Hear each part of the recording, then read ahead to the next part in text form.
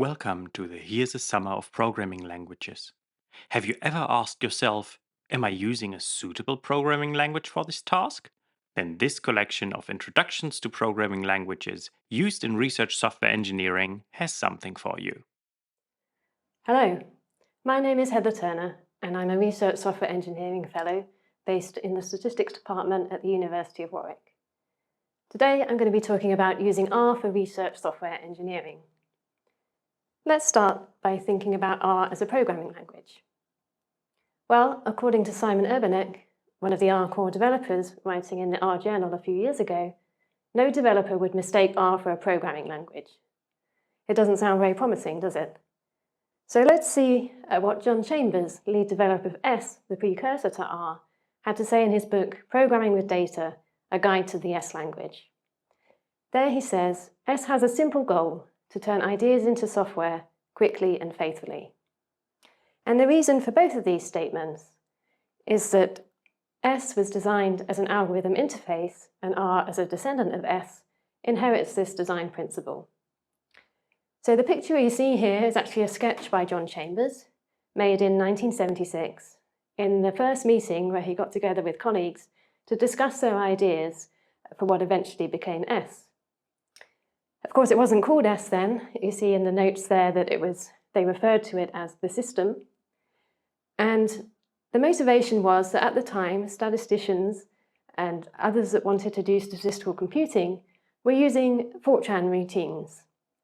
But these weren't very easy to use, and so they wanted to design an algorithm interface as represented by the rectangle around the circle here.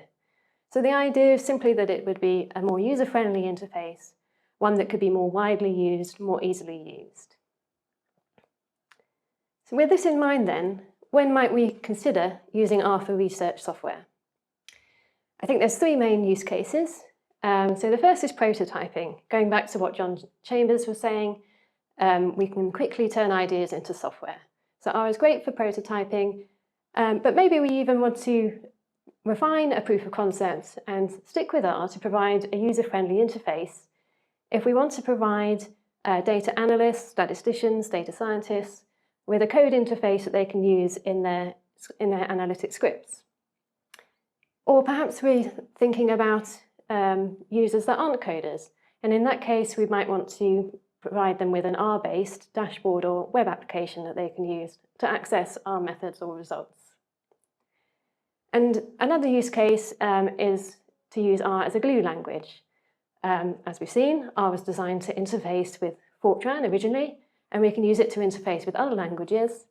Or we might use it to piece together different parts of a data analysis pipeline, perhaps going all the way from the raw data to a final data product, whether that's a report or a web application or simply a set of numeric results.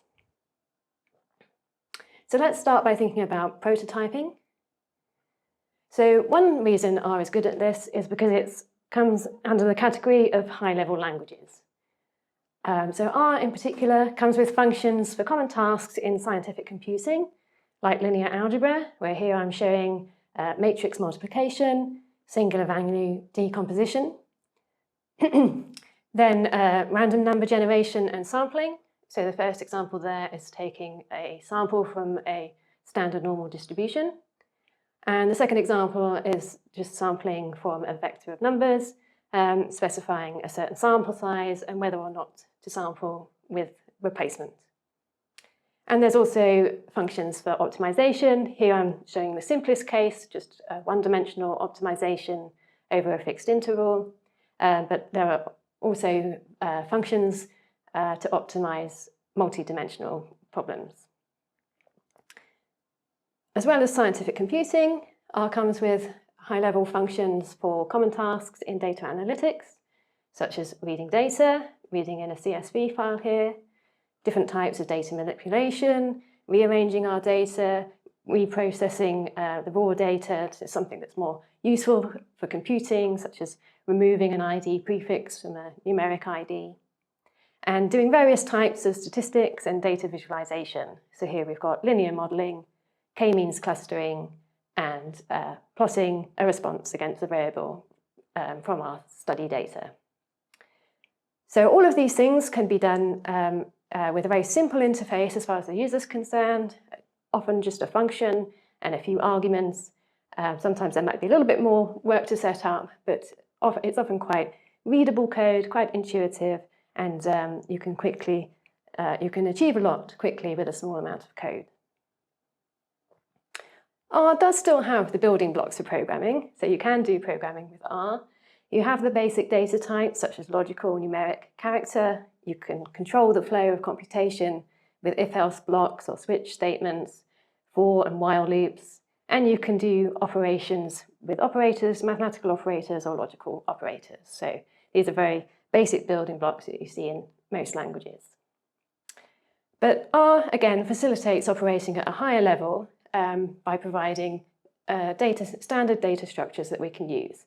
So vectors and matrices, which are obviously very useful in scientific computing. So in the first example here, I'm defining a vector of 3 numbers, and then I can apply the log function to all of those numbers in one go. Similarly, I'm defining a matrix and then applying a logical operator across the whole matrix at once. So I don't need any loops. I could equally apply a function to the rows or the columns very easily. Dates are also a standard data structure.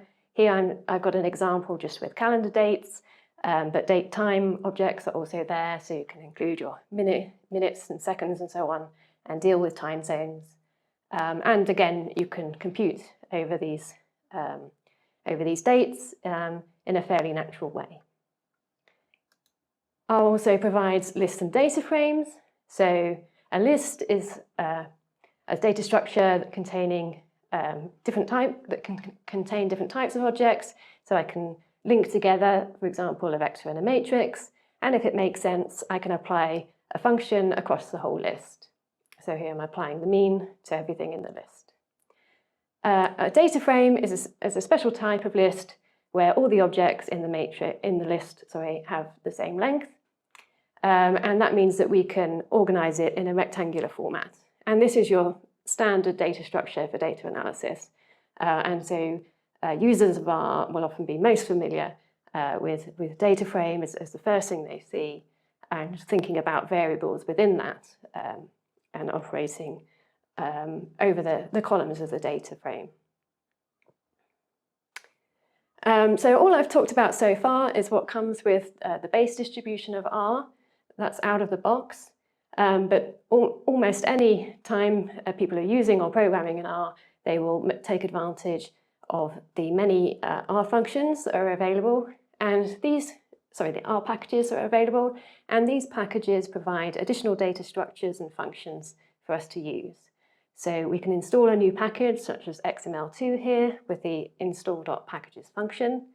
Once we've installed it on our computer, we can load that package with the library function. And once it's loaded into a particular work session, we can use functions from that package directly. So here I'm using read_XML, which is coming from the XML2 package, reading an XML file based on its URL. And once I've got that object, we can look at its class, and we can see it's a very particular class, XML document, XML node. So this is clearly not one of the standard data structures. Here I'm, in the main example there, I'm doing everything step by step, loading the library, using functions. I can also call functions directly from a package, so I don't have to load everything from a package at once. And that's done using this namespacing syntax here, where we have the package name, 2 colons for exported functions, and the name of the function. So that's very useful if you just want to access 1 or 2 functions from a package, or you want to be very explicit about where functions are coming from. The default package repository is CRAN, the Comprehensive R Archive Network, which has over 20,000 packages. So there's lots available to us to build our software, to develop our scripts. R is also an interpreted language, which means we can easily explore interactively when developing a function, as I'll illustrate here. So suppose we want to create a function to order X by a grouping variable G. We might start by defining a variable g, and just for convenience, we use the rep function. I'm going to just highlight the right-hand side of that expression there and send that to the R console where R is running, so that it's immediately evaluated. And I can see that this call to rep just repeats the numbers 1 to 3 three times, so that my final vector is of length 9. Okay, so now I use the order function to order the values of g and save that. Let's see where we are now if we run all of that code.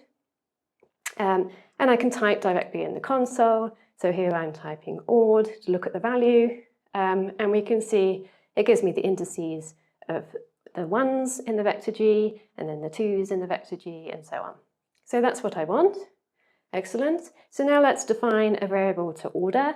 I'm going to define that as the numbers 1 to 9 plus 10, so that I'll easily be able to sort of match these values to the indices. I've defined that by sending that to the console, and now I can apply my ordering to x using this square bracket notation to index into x. So we send that to the console, and here we see that the reordering matches the order of the ord object plus 10, as we expect. Excellent. So the work going on here is going on here in lines 5 and 6. X and G are just example data.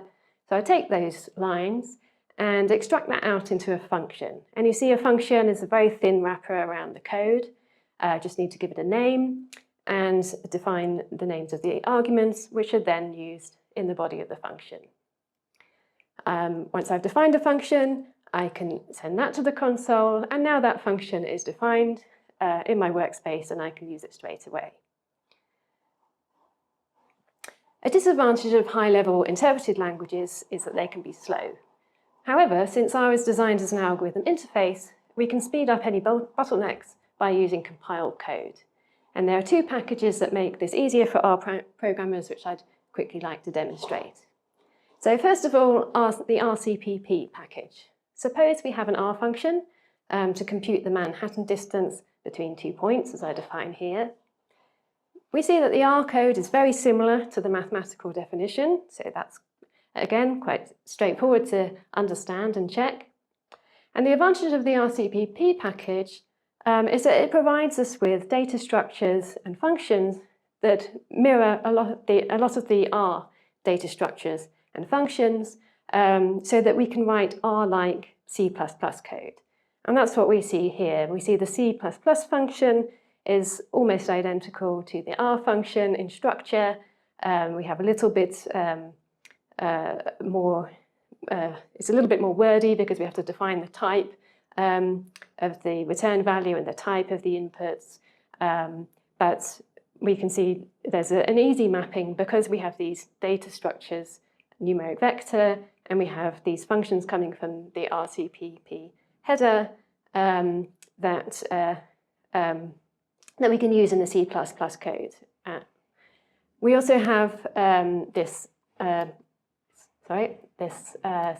C-style comment here, and that's indicating to the RCPP package that we'd like to export the C++ function. In other words, we want to make it available to users, and we're going to do that by asking RCPP to make an R wrapper function for us. So we do that with the source CPP function from the RCPP package.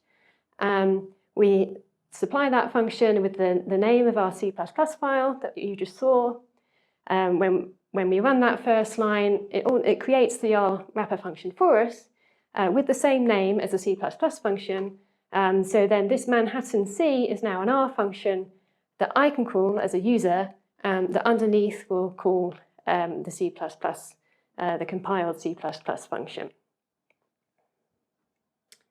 Another way is to use the quickr package, in particular the quick function that comes with that, and this transpiles R code to Fortran code.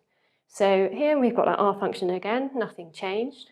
So to convert that to Fortran, we need to load the quickr package and then wrap our function with a call to the quick function that's coming from the quickr package.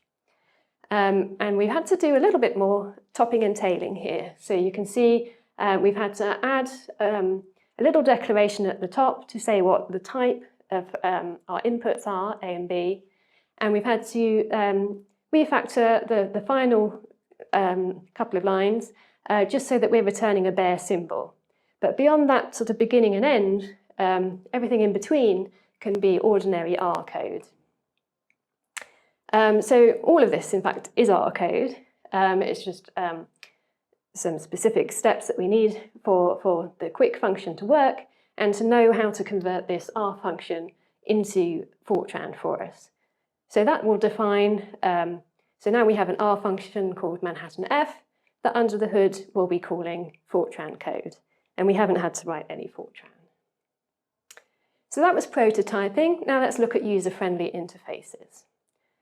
The best practice for sharing R functions with other R users is to create an R package, as we've seen some examples already. So an R package must include at the minimum a description file, which includes data such as the authors, the version, the package license.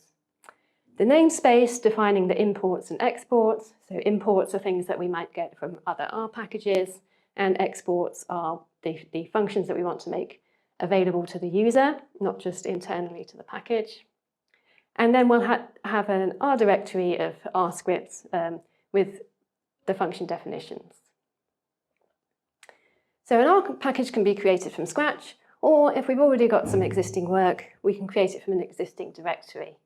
So let's go back to our group sort function and just tidy up the file so it's only containing the function definition. Save that in the R subdirectory of a new directory, which I'm going to call demo package. Then go back to R and call the create package function from the use this package, giving it the path to that demo package directory that I just created. And that will set up the additional files for us. So we've got our R folder with our R script in, and you can see we've also got down here the description and namespace file. And at the moment, these are just templates. So in particular, the description has some examples of what should go there, but obviously we need to fill that in with the actual details.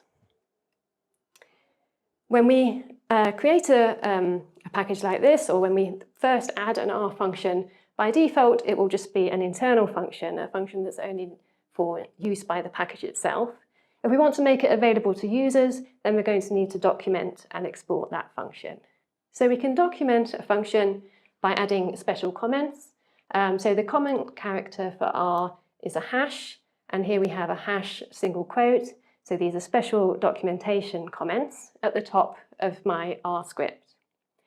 And here I will specify particular fields that will be converted into the final documentation. So I have here the title, the description, a definition of the parameters of the function, and I have what the function returns. And in particular, I have this export tag, which says I want to export this function. So that's the source of the documentation. If I actually want to generate the documentation that should be distributed with the package, I do that with the document function from the DevTools package. So that's already a package. Now what do we want to do if we want to share that with other people? Because at the moment it's just a package on my own machine. Well, the simplest way to do that is to use Git, which is a good thing to use when we're developing code in any case. So we can put that package repository, that package directory into a Git repo, and those with access to that Git repo can then install it from R using the install GitHub function from remotes. So here I've got a demo package on my GitHub account. There are also functions to install from a general Git repo, a GitLab repo, for example. And then once you've installed it, from then on, it's the same as using any other package. The Git repo can be public or private. If it's a private one, of course, you're going to need credentials, and those can be set with the Git creds package. When we install from Git, it will build the package from source, which can take a little bit of time. And if the package contains any compiled code, then that can require some additional tools to be installed on the user's computer. So that's not quite so convenient for people that aren't R developers, are users themselves, or advanced R users. So it's more convenient, more useful often to be able to share R package binaries. And when we're developing a package, a quick and easy way to do that is to set up an R universe. So we can do this by creating a special repo on GitHub with then our GitHub username followed by .r-universe.dev. So the repo has to have a very specific name, and it does need to be on GitHub. I'll come back to that in a moment. In this repo, we just need one JSON file called packages.json that will define the packages that we want to put in our personal R universe. And so we need to give the name of the package and the URL. And here the package is on GitHub, but actually we can give URLs for any package, any other that's in a public GitHub repository. So this could be GitLab or any other repository where we that has public access. Then once you've set up that special repo, install the R universe on GitHub. This will do, after a few hours, will do a little bit of work and build mean that your packages are picked up and the binaries are built for you. And once that's been done, the users can then install a binary version by just updating the repo argument of install packages. So remember, install packages would normally just use the CRAN repo. Here I'm saying we can to also use my personal R universe repo. In some cases, it might be enough just to specify the R universe repo, but you often need to specify the CRAN repo as well, because maybe your package depends on other CRAN packages, and both of those need to be installed.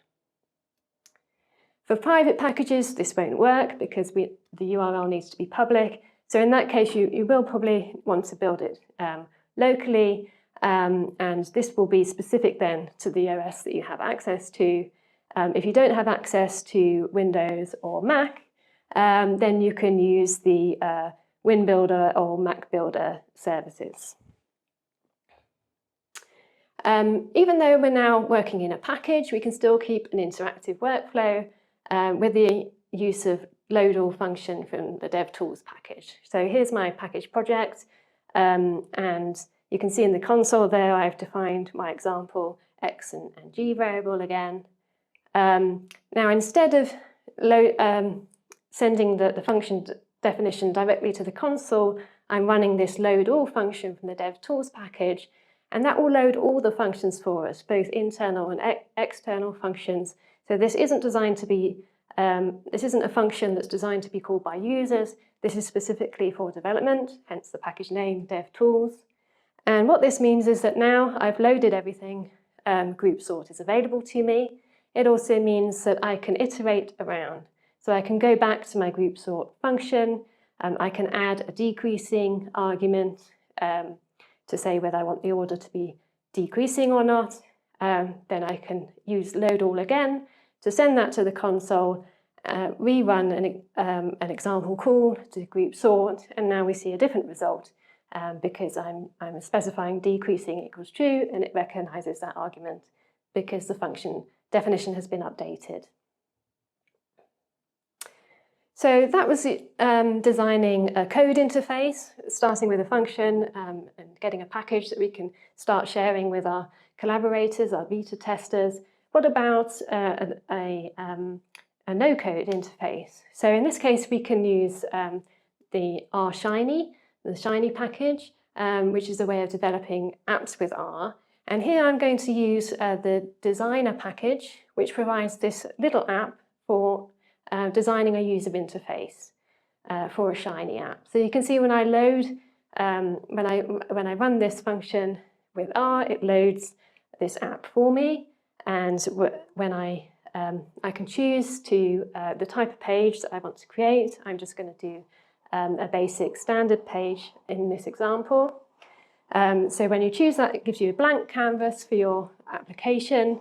It assumes that you want to define a header, and we're going to put the header, the actual header, in the contents here. So I'm going to change that to group sort. That will initially change it up here, and then you drag that to the canvas where you want it to go.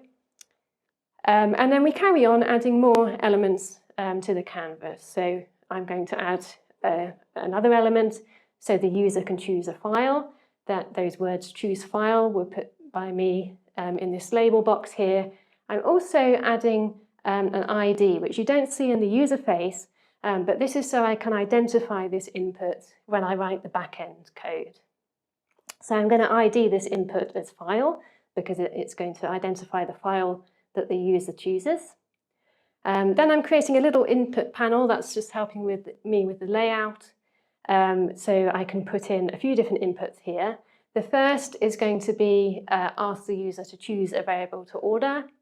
I'm going to give that the ID X. Then I'm going to do the same for the grouping variable. I haven't taken a screenshot there because it's the same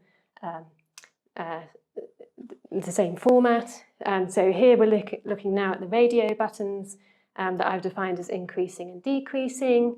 And again, I've got an input ID here. This is the order that the user defines. I don't need a label there, so I've emptied out the label. And those are all the inputs for our simple function. Now we need to think about the outputs. I'm going to add a table with ID table. And it has actually put it here. Unfortunately, it doesn't show a demo table. It just has a placeholder. But that's good enough for our purposes. And in the background, it's written the code to create this interface for us. And that's ready for us to copy and take over into an R script so that we can start building our Shiny app. So we can do that all in one single R script, which we're going to call app.r. We're using the Shiny R package.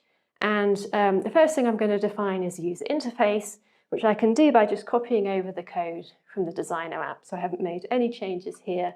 This is just the code that's coming from the designer app, and that's perfectly adequate for this prototype.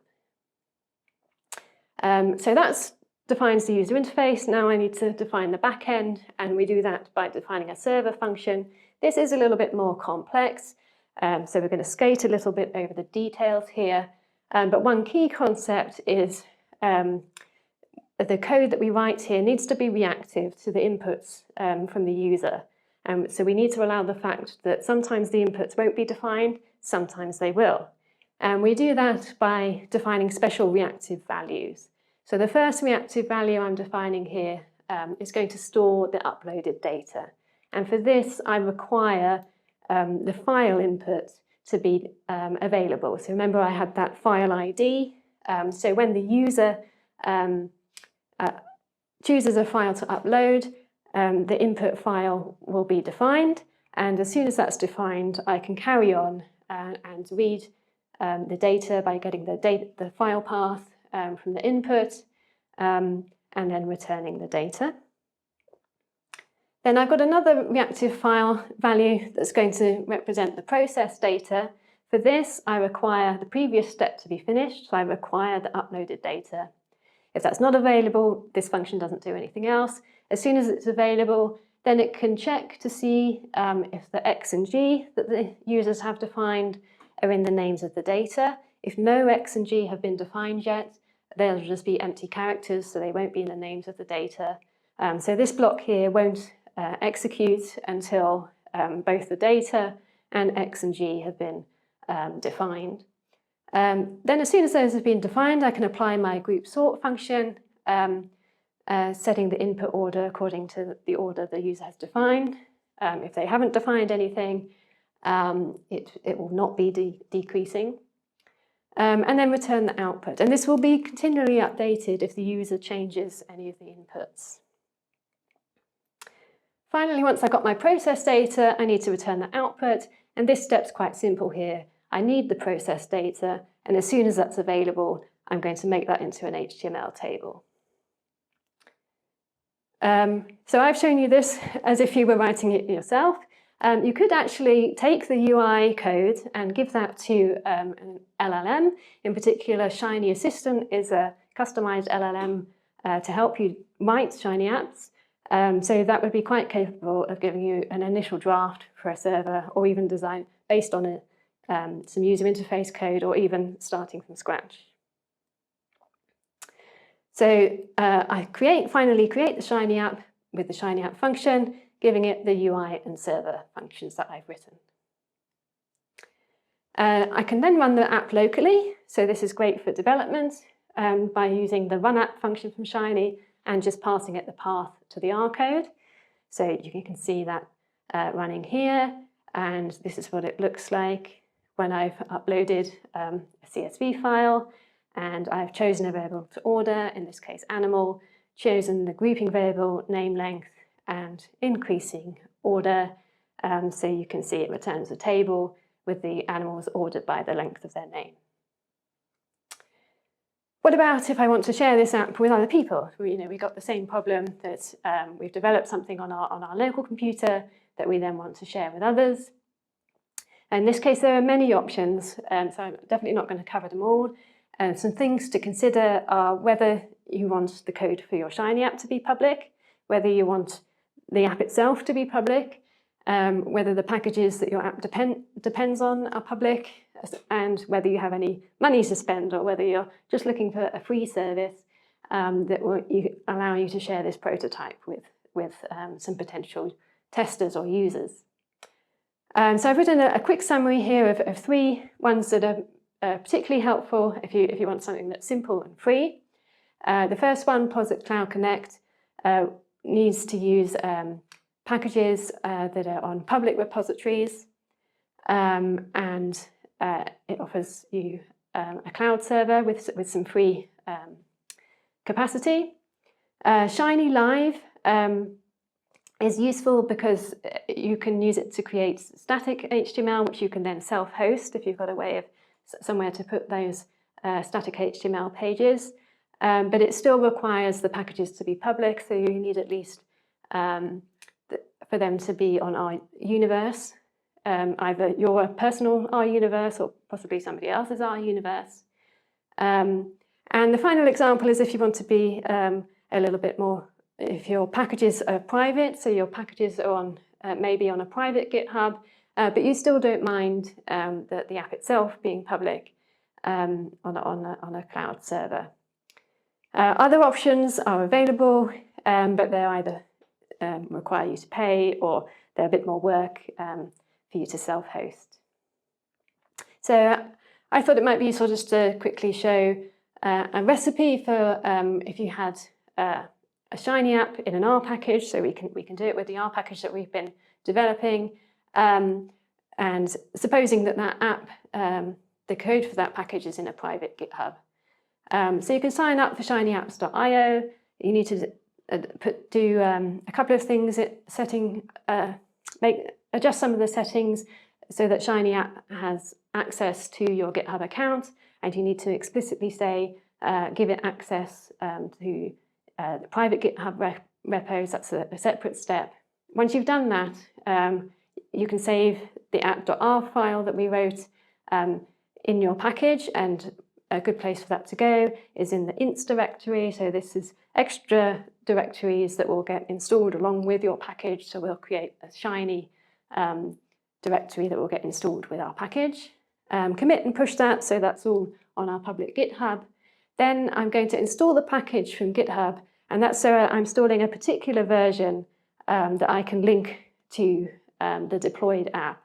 And I'm going to do that by calling the deploy app function from rsconnect, give it the path to where app.r is, and then I'm going to name it by the SHA of the git commit corresponding to the package that I've installed. So this is useful if you're in a development stage and you're possibly sharing apps with users while you're still developing the package. They come back with feedback, and you'll be able to see exactly which git commit corresponds to the app that they're talking about. And it also gives a little bit of anonymity, because then the URL is quite obscure.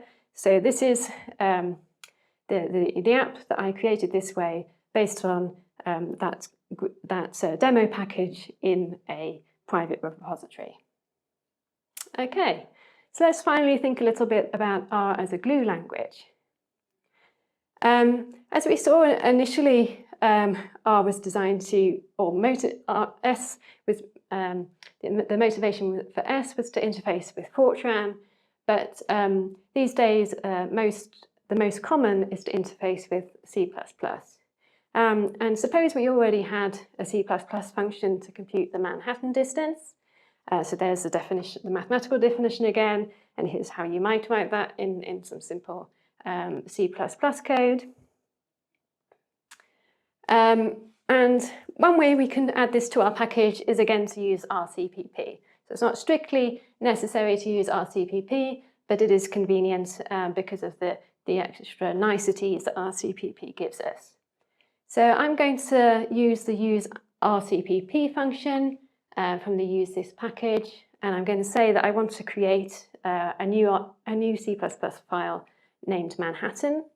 So when I run that a call to that function, it does a bit of work inside our package directory, and it's sort of logging what it's doing here, and then it opens a new C++ file ready for us to edit with the C++ headers, as we'll need those. You can see it's given some instructions here about copying certain lines and adding it to a particular file. So we just need to follow those instructions. What that's doing is it will set up the imports that we need. So we're going to import that source CPP function that we saw before from the RCPP package. And we're just saying that we're going to want to register some C++ routines when we build our package. So this is documentation again. You see those special documentation comments. And so this will get added to the namespace when we build our documentation. Once we've done that bit of admin, we can go back to developing to adding our C++ code. And we can just do that by copying over our existing C++ code into the file that's been created for us. Remember, the extra thing we've got here is just this bit about the the RCPP headers. Rearrange that, so that's all I've done there, just to tidy it up a bit, and add this RCPP export comment again. So that RCPP will create a wrapper, and it will do that for us when we run devtools document. And here's the R wrapper it creates. So you can see it's a very simple function that's just calling what will be the compiled code. And you can see there's a comment here that we should not edit this by hand. This has been generated by RCPP. So if we want to export this R function so that the user can actually use this function, we want to document it, but we can't document it here as we did before. We need to instead document it in the C++ file. So this documentation has exactly the same structure. It's just that we now have C-style comments instead of those R-style comments that we had before. But we still need the export tag to say that we want to export the R wrapper. So that's how we might add some C++ to our R package. R can also interface with many other languages. And of course, I don't have time to give examples of all of those, but I've given some links here to some useful papers, blog posts, and documentation if you're interested in any particular language.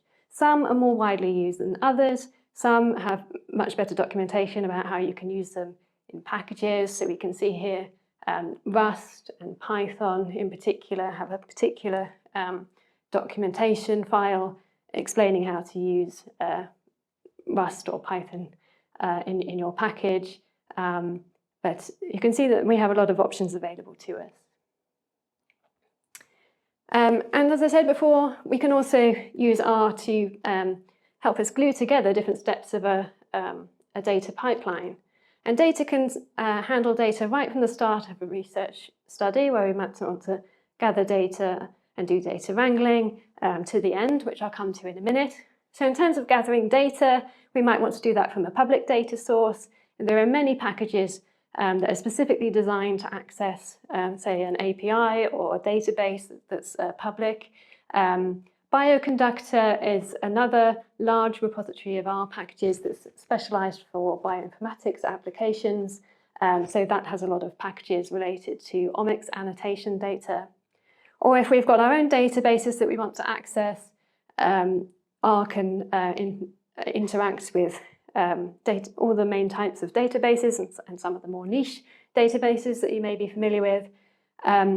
And if you remember the CRAN repository, the main R repository called CRAN, that has these things called task views, which highlight packages in a particular area. So there's one about databases with R, for example. Then with data wrangling, there's some packages for general processing like data table and dplyr. ROpenSci is not a package repository, but it's a curated collection of packages. They're packages that have to undergo a review process to be added to their package listing. So they collect packages or curate packages in the area of open science, as the name suggests. So many of those, again, are designed not just for data access, as I had in the first point there, but also for extracting data and doing processing particular to a certain type of data, such as image or audio data. And because R, again, is coming from a sort of statistical background, it's also good on things like missing data and handling that in a principled way. And there's a task view about that. And then we can also carry on to the production of research outputs through analysis and reporting. So many of the CRAN task views cover different areas of statistics or particular domains. And I mentioned already the bioconductor repository that's specialized in omics data. Reporting, Quarto is very useful. So this sort of came out of like a second generation of what was R Markdown, and Quarto is a way of creating documents, dashboards, and websites based on files that are a mix of text and code, so that when you compile the document, you get the text and the code if you want to see it, and the outputs of the code. And Quarto works with R, Python, Julia, and Observable.js, and you can mix and match those languages. So it's very useful for data science. And Shiny, as we've seen, can be used to create web apps, but also dashboards or mobile apps. And there's different ways we can orchestrate all these steps of a workflow. An advantage of doing it all in one language is that it helps to support reproducible research because we've got this sort of common thread tying everything together. If we're doing this as a data scientist, we might do that through an R script or a Quarto document. In particular, Quarto allows you to have parameterized reports where you can have a standard template that you can rerun by giving different inputs. And there are also R-specific tools that are similar to Make. Targets is a widely used package for this, and there's more on this topic in the reproducible research task view. As an RSE, we might contribute by writing an R package to perform a particular step in the analysis, or we might develop a Shiny app to implement a particular protocol, a standard workflow from start to finish. So that's what I wanted to say about R as a language, and you might think that a lot of what I've said could also be said about other languages, particularly in the domain of data science, Python and Julia. So why might you choose R in particular? And I think a lot of that comes down to the ecosystem and the community. So as I've mentioned a couple of times, R does benefit from this large ecosystem of packages that you can build on and integrate. So areas where R is particularly strong are bioinformatics, spatial statistics, epidemiology, time series, survey analysis, statistical modeling, and data visualization. Areas where it's not so strong are machine learning and deep learning, where a lot of the R packages are actually interfaces to Python, which is much stronger in this area. And certain types of scientific computing, if you're doing very large simulations, you probably just want to stick with compiled code. If you're doing things like auto differentiation, Python or Julia are a bit stronger in that area. The R ecosystem has always been supportive of software development in academia. So I introduced a way of quickly sharing your packages through GitHub or through your personal R universe. If you want to sort of publish more officially, you can submit it to the CRAN repository, which has sort of higher standards for acceptance, and has daily testing of packages in the repository to check for interoperability with each other and to check that they're keeping pace with developments in R itself. Bioconductor acts in a similar way, and also has a review process as part of acceptance. R OpenSci, as we saw, is not a repository, but again has that review process.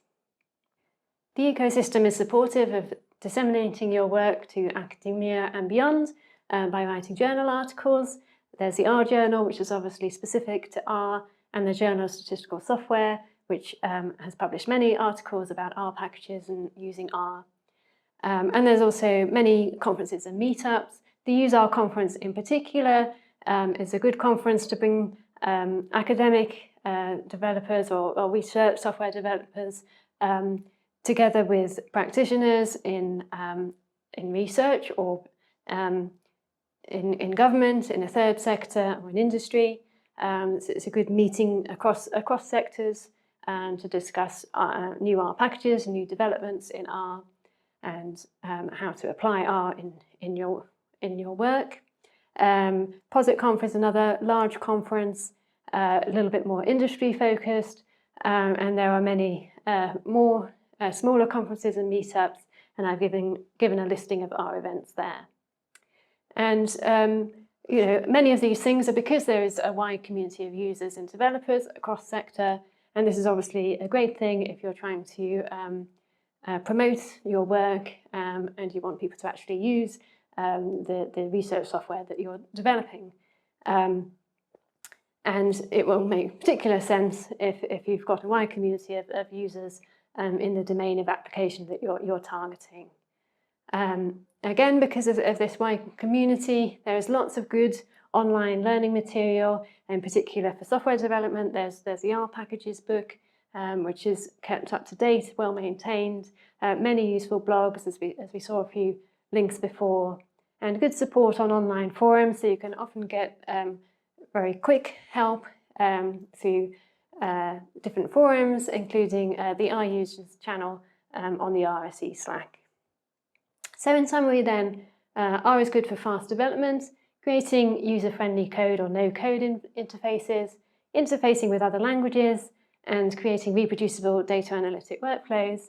But in the end, your intended user community, area of data science, and domain of application will affect whether it's the best choice for you.